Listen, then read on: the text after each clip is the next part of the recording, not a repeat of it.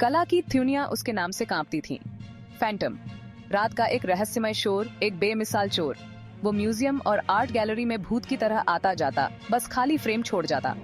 Interpole उसका पीछा करती, पर वो हमेशा एक कथम आगे रहता। वो एक जादूगर था, हर तरह से एक फैंटम। लुव्र से लेकर मेट तक उसकी कहानियां मशहूर होती गईं। हर चोरी चालाकी और हिम्मत का एक नमूना होती। वो पुलिस को उलझाने वाले इशारे देता, उनका मजाक उड़ाता। चोरी हुए मास्टरपीस कभी नहीं मिले, वो हवा में गायब हो जाते, फैंटम के रहस्य को और बढ़ाते हुए। कुछ लोग कहते थे कि वो आज के जमाने का रॉबिन हुड है, अमीर और बेईमान लोगों से चुराता है। कुछ का कहना था कि वो एक क्रूर भाड़े का एथेमी है, पैसे के पीछे भागता है। सच्चाई उस एथेमी की तरह एक रहस्य बनी रही। दुनिया फैंटम के अगले कथम का इंतजार कर रही थी। उन्हें क्या पता था, वो अपनी सबसे बड़ी चोरी की योजना बना चुका था। निशाना एक अनमोल पेंटिंग, एक प्राइवेट कलेक्टर के किलेनुमा घर में छिपी हुई। असफलता का दर्द मैं इसे बहुत अच्छे से जानता था। एक समय था जब शहर को मुझ पर भरोसा था, पुलिस फोर्स का एक उभरता हुआ सिया। लेकिन एक गलत कथम, एक केस बिगड़ गया और मेरा करियर बर्बाद हो गया। अब मैं बस एक प्राइवेट इन्वेस्टिगेटर हूं, अपने अतीत के भूतों से घिरा हुआ। उसका ऑफिस उसकी बर्बादी की कहानी कह रहा था। धूल भरी फाइलें ऊंची ऊंची रखी हुई थीं।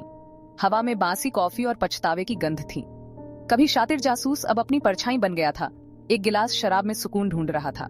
एक बरसात की दोपहर मेरे ऑफिस के बाहर एक शांतियार कार आकर रुकी। एक औरत बाहर निकली।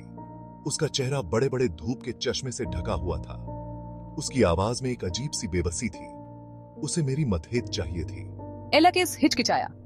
उसने बड़े बड़े केस लेने से तौबा कर ली थी, ऐसे केस जो उसे उन यात्रियों में वापस ले जाते थे जिन्हें वो भूल जाना चाहता था। लेकिन उस औरत की आवाज में कुछ था, एक बेबसी थी जिसने उसे अपनी तरफ खींच लिया। शायद यह केस, किसी कीमती चीज को बचाने का यह मौका, उसकी जिंदगी बदल सकता था। वो औरत मिस एलेनोर वैंस थी, एकांत प्रिय अरबपति, मिस्टर एड्रियन स्टर्लिंग की आर्ट कलेक्शन की देखभाल करने वाली। मिस वैंस ने अपनी मुसीबत बताई। फैंटम ने एक गुप्त संदेश भेजा था, अपना कार्ड।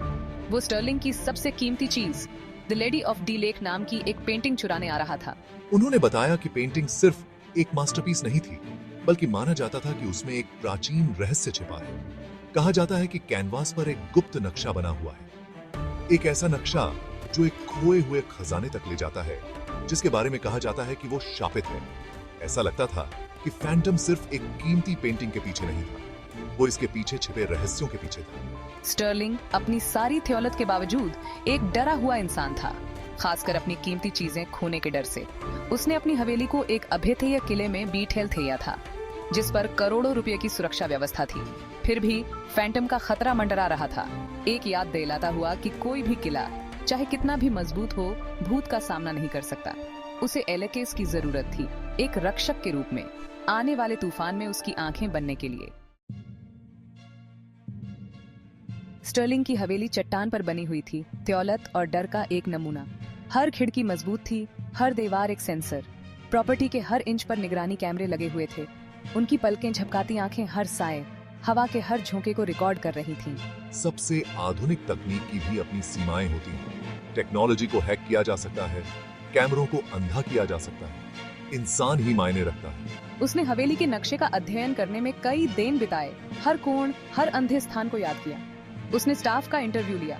फैंटम का नाम सुनते ही उनके चेहरे डर और कौतूहल के मिश्रण से भर गए। वो जमीन पर चला, समुथेर से आती हवा को महसूस किया, हवेली की सांसों को सुना। वो एक लड़ाई की तैयारी कर रहा था, एक अदृश्य दुश्मन के खिलाफ दिमाग का खेल। फैंटम बहुत ही ध्यान से काम करता है, एक मास्टर प्लानर जो कमजोरियों का फायदा उठाता है। लेकिन मेरे पास भी कुछ थियम है। मैं सिर्फ एक पेंटिंग की रक्षा नहीं कर रहा हूँ, मैं उन रहस्यों की रक्षा कर रहा हूँ जो इसमें छिपे हैं, ऐसे रहस्य जो इतिहास को बदल सकते हैं। और इस किले की गहराई में कहीं, सुरक्षा और डर की परतों के नीचे, मुझे फैंटम के खेल को सुलझाने की चाबी मिल जाएगी।